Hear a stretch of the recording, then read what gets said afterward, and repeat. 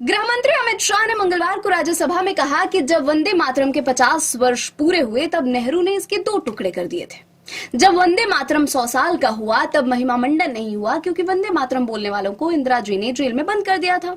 देश में आपातकाल लगाया गया था। विपक्ष के लाखों लोगों को, लाखों स्वयंसेवियों, लाखों समाज सेवियों को जेल में बंद कर दिया गया था।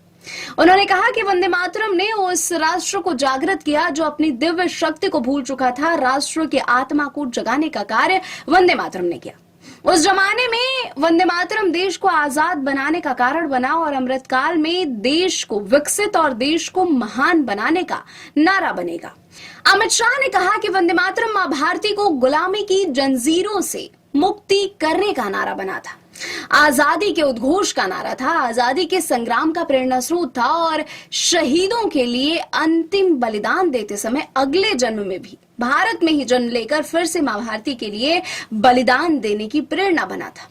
जब अंग्रेजों ने वंदे मातरम पर कई सारे प्रतिबंध लगाए तब बंकिम बाबू ने एक पत्र में लिखा था, मुझे कोई आपत्ति नहीं है, मेरे सभी साहित्य को गंगा जी में बहा दिया जाए, यह वंदे मातरम अनंत काल तक जीवित रहेगा, यह एक महान गान होगा और लाखों के हृदय को जीत लेगा और भारत के पुनर्निर्माण का यह मंत्र बनेगा।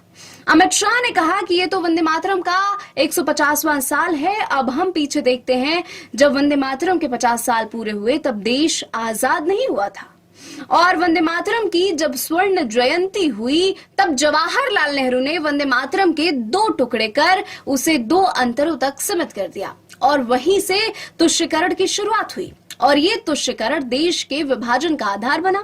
अगर कांग्रेस तुष्यकरण की नीति के तहत वंदे मातरम का बंटवारा नहीं करती तो देश का बंटवारा नहीं होता, आज देश पूरा होता। शाह ने कहा कि उस समय जब हम वंदे मातरम के गान की शुरुआत कर रहे थे तब इंडिया अलायंस के ढेर सारे लोगों ने कहा कि हम वंदे मातरम नहीं गाएंगे और मैंने यह भी देखा है कि जब संसद में वंदे मातरम का गान होता है तो इंडिया अलायंस के कई सदस्य जो लोकसभा में बैठे होते हैं बाहर चले जाते हैं। गृह मंत्री शाह ने कहा कि मैं कल देख रहा था कि कांग्रेस के कई सदस्य वंदे मातरम की चर्चा को राजनीतिक हथकंडा या मुद्दों से ध्यान भटकाने का हथियार मान रहे थे।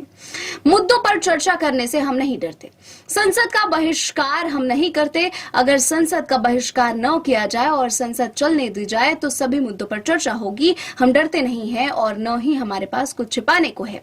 कोई भी मुद्दा हो हम चर्चा करने को तैयार हैं।